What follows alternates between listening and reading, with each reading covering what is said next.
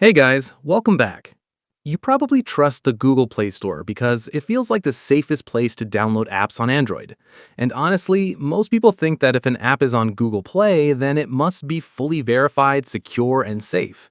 But the reality is very different because there's a hidden setting inside the Play Store that can allow experimental test apps onto your phone without the normal level of protection.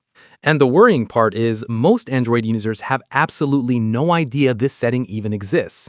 Today, I'm going to show you where it is hidden, why it matters, and why personally I keep it turned off on my own phone. So first, open the Play Store on your phone. Now, tap your profile picture in the top right corner and go into Settings. Now, scroll down and tap About section. Here, tap Play Store version several times quickly. If this is your first time doing it, you'll unlock hidden developer options inside the Play Store.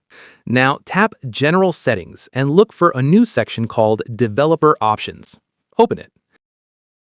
And here's the setting I want you to pay attention to: Internal App Sharing. On some phones, it may also appear as Internal App Access.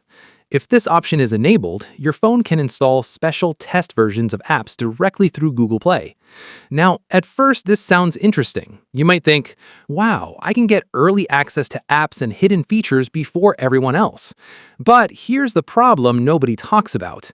These are test applications. They're not always reviewed with the same strict security checks as normal public apps on the Play Store. That means some of them could contain bugs, security issues, unstable features, or risky permissions. And because people usually install apps quickly without reading anything carefully, many users may never realize they're installing an experimental version. Now, watch this. If I disable this setting and then enable it again, Google itself shows a warning message. It literally tells you that these apps may not follow normal Google Play policies and protections.